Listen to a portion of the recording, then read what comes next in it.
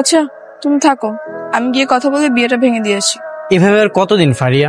কয়েকদিন পর পর এক একটা ছেলের সাথে তুমি দেখা করতে আসো, আর প্রতিবারই তুমি আমাকেই নিয়ে আসো। তো আমি কি করব বলো?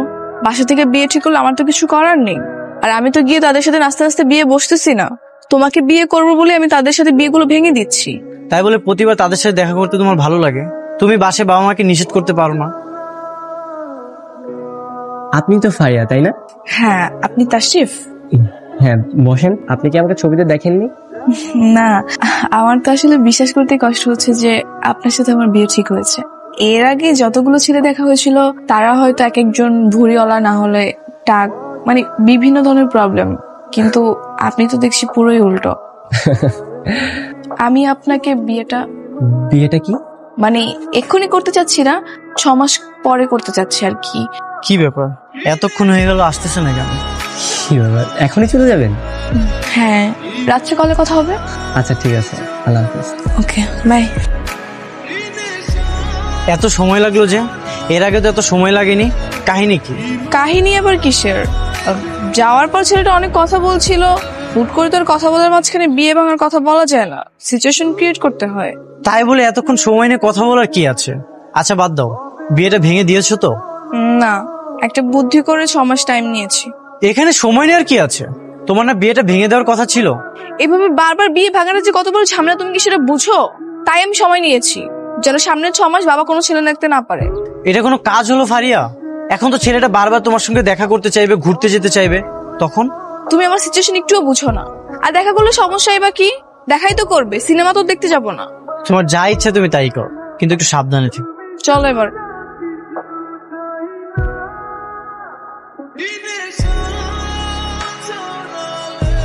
হ্যালো, কি করতেছো তুমি? এতক্ষণ লাগলো যে কলটা রিসিভ করতে? ফোন বিছানায় ছিল আর আমি বারান্দায় ছিলাম, তাই। তুমি কি এখনো আমার উপর রাগ করে আছো? কেন রাগ করবো কেন? তাসিফের সাথে দেখা করে আসার পর তোমাকে কি না কি বলেছি। আমার এতটা রুট ব্যবহার করা ঠিক হয়। বুঝতেই যখন পেরেছো তাহলে আর করো না। আর এটাও তোমাকে বুঝতে হবে, আমি যা করি সব তোমার জন্যই করি। আমি জানি তুমি আমার জন্য ফ্যামিলির কাছে অনেক কিছু সহ্য করছো। আমাকে আর কিছুদিন সময় দাও, আমি অনেক চেষ্টা করতেছি, দেখো একটা না একটা চাকরি হয়ে যাবে। আচ্ছা শোনো, আমি রাখছি, খালামণি কল করতেছি তো, আম্মুর সাথে কথা বলবো খালামণি। ঠিক আছে, তুমি তাহলে কথা বলো। হ্যালো, কি ঘুমিয়ে পড়েছিলে? ঘুমিয়ে পড়লে কি আপনি কল ওয়েটিং পেতেন? ঘুমন্ত মানুষের কথা বলতে পারে না, তাই না? বাহ, তোমার হাসিটা তো খুব সুন্দর। আফসোস তোমার হাসিটা আমি সামনে থেকে দেখতে পাচ্ছি না। সরকারি চাকরিজীবী ছেলেরা যে এত রোমান্টিক হয় আগে জানতাম না তো।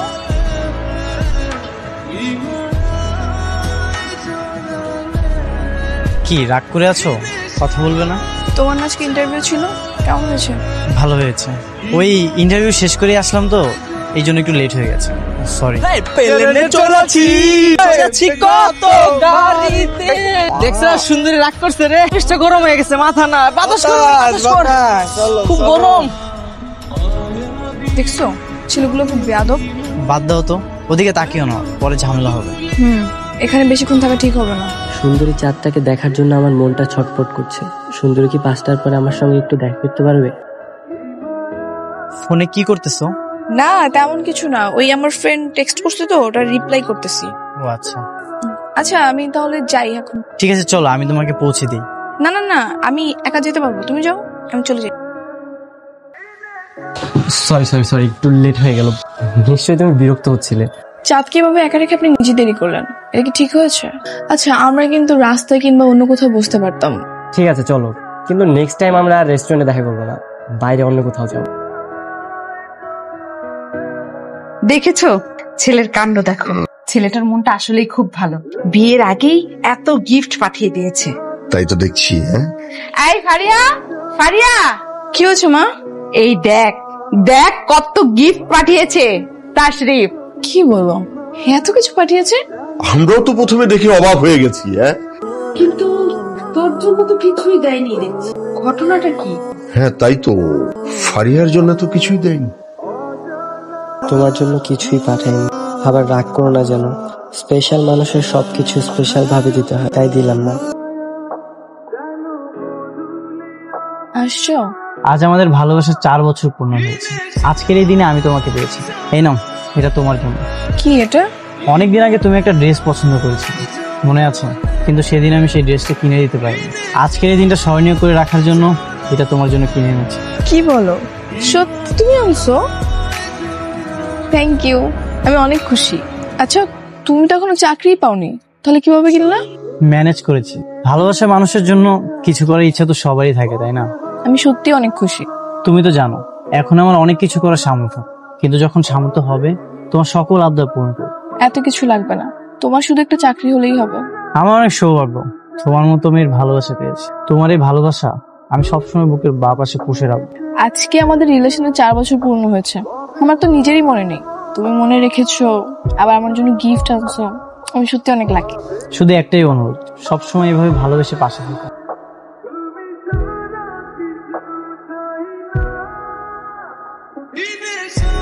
কি ভাবছো?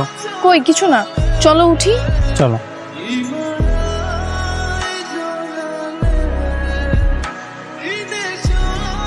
তোর বাবা আজ তার শেখের মায়ের সাথে কথা বলেছে।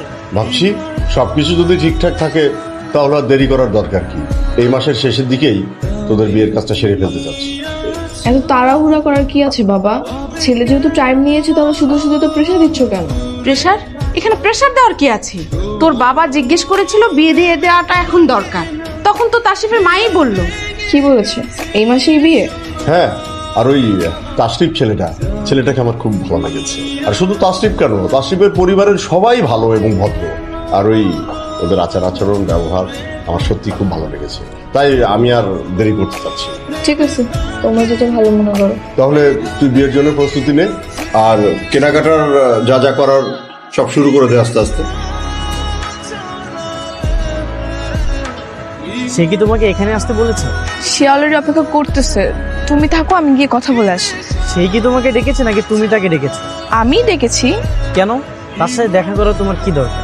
আরে বাবা, বিয়েটা বাবা মা মিলে এই মাসে আবার দিতে চাচ্ছে। এখন আমি তাকে ডেকেছি যেন কথা বলে তারিখটা পেছানো যায়। ঠিক আছে, তাহলে চলো, আমিও তোমার সঙ্গে যাবো। আরে তুমি কোথায় যাবা? কেন, আমি তোমার সাথে যেতে পারি না? তোমাকে দেখলে আবার অনেক কিছু মনে করতে পারে।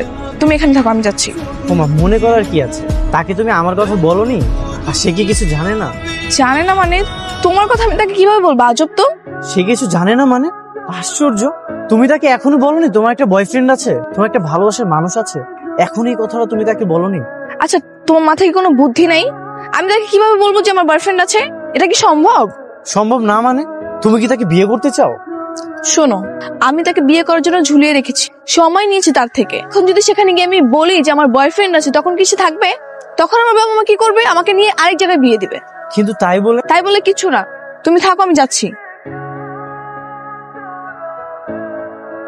আর কল দিতে হবে না, চলে আসছি। তুমি চলে আসছো? আমি তোমার জন্য ওয়েট করতেছিলাম, কখন তুমি আসবে।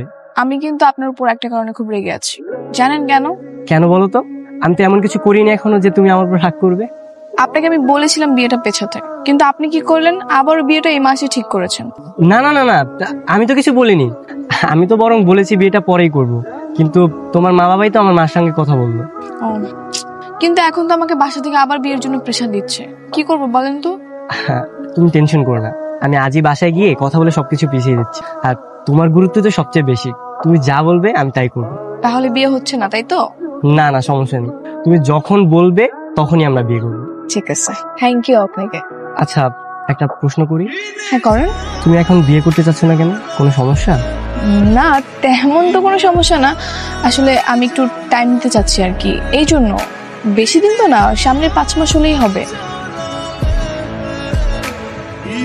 তো সে কি বললো? কি আর বলবে, বললো 6 মাস পরে বিয়ে। দেখো ফারিয়া, আমার কিন্তু এসব ভালো লাগতেছে না। ভালো লাগতেছে না মানে? কি বলতে চাও তুমি? তুমি তাকে রিজেক্ট করে দাও, তাকে তুমি বলো তোমার বয়ফ্রেন্ড আছে, তুমি এই বিয়ে করতে পারবে না। হ্যাঁ, তখন গিয়ে আরেকটা পাত্র দেখা হবে, আমি গিয়ে সেই পাত্রের সঙ্গে আবার দেখা করবো, আবার তোমার জন্য আমি সেই পাত্রের সঙ্গে বিয়ে ভাঙবো, তাই না? কিন্তু আমি এগুলো সহ্য করতে পারতেছি না। আর যদি তুমি না বলতে পারো তাহলে আমিই যাচ্ছি। এই, এত বেশি বোঝো কেন তুমি? তুমি যদি আমার জায়গায় থাকতো তাহলে তুমি বুঝতে আমি কি ফেস করতেছি। আমি তোমার জন্য সবকিছু করতেছি, আর তুমি শুধু নিজের স্বার্থ দেখতেছো, তাই না? হ্যালো, এতবার তোমাকে আমি কল দিতেছি, বারবার তোমার কল শুধু ওয়েটিং বলতেছে। কেন? তো তুমি তো বুঝতেই পারতেছো আমি কারোর সাথে কথা বলতেছি, তাই না? কথা বলা শেষ হলে তো আমি ফোনটা ব্যাক করব। কার সঙ্গে কথা বলতেছো তুমি? তোমার সেই খালার সঙ্গে? যার সঙ্গেই কথা বলি, আমি কথা বলতে পারি না? আর তোমাকে তো আমি প্রায়োরিটি দিচ্ছি। তুমি না কেমন জানি চেঞ্জ হয়ে গেছো, তোমার মধ্যে একটা অদ্ভুত পরিবর্তন এসেছে। তোমার কিছু কথা না আমার বুকের মধ্যে অনেক কষ্ট সৃষ্টি করে। দেখ তো ফারিয়া, শাড়িটাতে আমাকে কেমন লাগছে? সুন্দর লাগতেছে মা, নতুন শাড়ি। হ্যাঁ, আরে ওই দিন তাশরিফ দিল না ওই শাড়িটা, তোর বাবাকেও বলেছি আজকে পাঞ্জাবিটা পরতে। আচ্ছা ঠিক আছে, তুমি এখন যাও, আমি আসতেছি, যাও। কার সাথে কথা বলছিলি? তাশরিফের সাথে? হ্যাঁ, ওর সাথে কথা বলছি, তুমি যাও না, যাও। বলো। বাহ, সেই ছেলে তোমার বাবা মাকে গিফট করতেছে আর তোমার বাবা মা সেগুলো পরে তোমাকে দেখাচ্ছে। তো কি হয়েছে? এত কিছু হয়ে যাচ্ছে আর আমি কিছুই জানি না, আমাকে কিছুই বলো না তুমি। আচ্ছা, কাল তুমি আমার সঙ্গে দেখা করো, ফোনে ঝগড়া করে কি হবে? ঠিক আছে, রাখো। তলে তলে এত কিছু, তুমি কি ভেবেছো আমি কিছুই জানবো না? এত কিছু মানে? এত মেসেজ, এত কল, আর আমাকে বলো যে আমি তার সাথে শুধু কথা বলে বিয়ে পেছানোর জন্য। বিয়ের কথা তো আগেও বলেছি, এখনো বলছি। আজ রাতে তোমাকে নিয়ে বাইরে কোথাও ডিনার করতে চাই, তুমি কি আসবে? এই নাও তোমার ফোন। আমি তোমাকে অনেক ভালোবাসি, কিন্তু তুমি যে আমার সাথে এমনটা করবে আমি কখনোই ভাবিনি। সবসময় ভালো থেকো, আমি এটাই চাই। মানে তোমার কল ওয়েটিং থাকলে তুমি আমাকে বলো তুমি খালার সঙ্গে কথা বলছো, তার সাথে তুমি ডিনার করতেছো, তার সাথে তুমি দেখা করতেছো, বাসা থেকে বিয়ের সবকিছুই ঠিকঠাক, তাহলে আমি কেন তোমাদের পথের কাটা হব? তোমার সুখই আমার সুখ। আসি।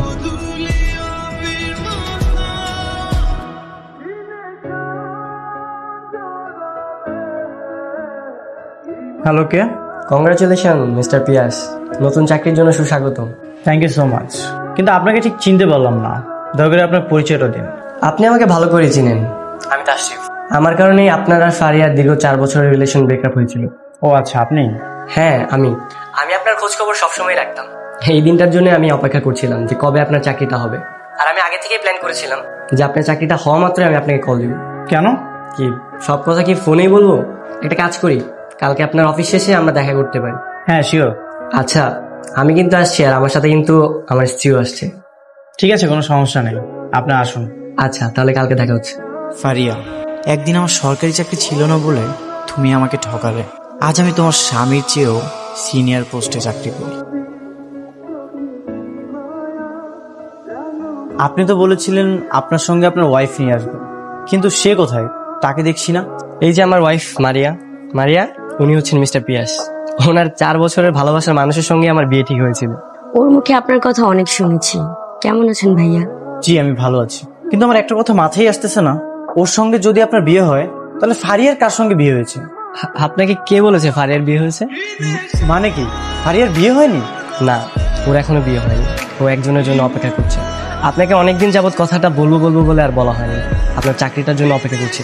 আপনারা থাকেন, আমি আসি। ভাইয়া, কিছু খেয়ে যান। আরে, ওর গলা দিয়ে এখন আর কোনো খাবার নামে না, ওকে যেতে হবে। ফারিয়া কোথায়? ফারিয়া তো রুমে, কিন্তু তুমি কে বাবা? আঙ্কেল, ফারিয়ার রুমটা কোন দিকে? কি ব্যাপার, ছেলেটা কি এভাবে ফারিয়ার রুমের সরাসরি ঢুকে গেল? ফারিয়া, তুমি? হ্যাঁ আমি। কেমন আছো তুমি? এতদিন পর এসে জিজ্ঞেস করতেছো কেমন আছি। তুমি যে তাকে বিয়ে করনি সেটা আমাকে জানালে না কেন? কেন একবার বলনি? কিভাবে জানাবো? সেদিন তুমি চলে যাওয়ার পর সব কন্ট্রাক্ট অফ করে দিয়েছো। আমি অনেকবার করে কন্ট্রাক্ট করার চেষ্টা করেছি, কিন্তু পারিনি। তাশরিফ সাহেব সবকিছু জানতো মনে হয়, তাই না? হ্যাঁ, কিন্তু সেটা তোমার চাকরি কনফার্ম হয়ে যাওয়ার পরে। আমি যখন তোমাকে খুঁজে পাই তখন তুমি ট্রেনিং এ গাজীপুরে ছিলে, তাই আর তোমার কাছে যাইনি। তাই বলে তুমি আমাকে জানাবে না? কিভাবে জানাবো? তোমার চাকরি হওয়ার পর যদি তোমাকে আমি জানাতাম তাহলে তুমি আমাকে লোভী ভাবতে হয়তো তোমার চাকরি হয়েছে তাই তোমার কাছে ফিরে গিয়েছি, এই জন্য। সেই জন্য তুমি এভাবে একা একা দিন পার করছো? একবারও ভাবলে না তোমার জন্য আমিও কষ্ট করছি? ভালোবাসাকে মুক্তি দিতে হয়। যদি সত্যিকারের ভালোবাসা হয় তাহলে সেটা কোনো না কোনো একদিন ঠিকই ফিরে আসে, আর যদি না আসে তাহলে সেটা দুর্ভাগ্য। আমি বুঝতে পেরেছিলাম তুমি আমাকে ঘৃণা করো, আর যখন কোনো ভালোবাসা ঘৃণা জন্মায় না তখন আর ওই ভালোবাসাটা থাকে না। তোমার প্রতি রাগ ছিল ঠিক, কিন্তু কোনোদিনও তোমাকে আমি ঘৃণা করিনি। আচ্ছা ঠিক আছে, আমারই ভুল, তুমি আমাকে মাফ করে দিও, আর নিজের মতো একটা মেয়ে দেখে বিয়ে করে নিও। আঙ্কেল, আমার নাম পিয়াস। আমি আর ফারিয়া দুজনকে 4.5 বছর ধরে ভালোবাসি। কি বলছো বাবা তুমি এইসব? জি আন্টি, আমি ঠিকই বলতেছি। আমার একটা সরকারি চাকরি হয়ে গেছে, আমি ফারিয়াকে বিয়ে করতে চাই। আর এতদিন ফারিয়া যতগুলো বিয়ে ভেঙে গেছে সবগুলো আমার জন্য। ও, তার মানে তুমিই সেই ছেলে? জি আঙ্কেল, আমার আর ফারিয়ার বিয়ের ব্যবস্থা করেন। আপনি যদি বলেন আমি আমার বাবা মাকে নিয়ে আসবো। ঠিক আছে, তাহলে একদিন তোমার মা বাবাকে সঙ্গে করে আমাদের বাসায় আসো। আর বাবা, তুমি যে প্রতিষ্ঠিত হয়ে আমার মেয়েকে বিয়ে করার জন্য আমাদের বাসায় এসেছো, সেই জন্যে আমরা অনেক খুশি হয়েছি। আজকের দিনটা আমি সারা জীবনে স্মরণীয় করে রাখবো। আমি কালকে আমার বাবা মাকে নিয়ে আসবো।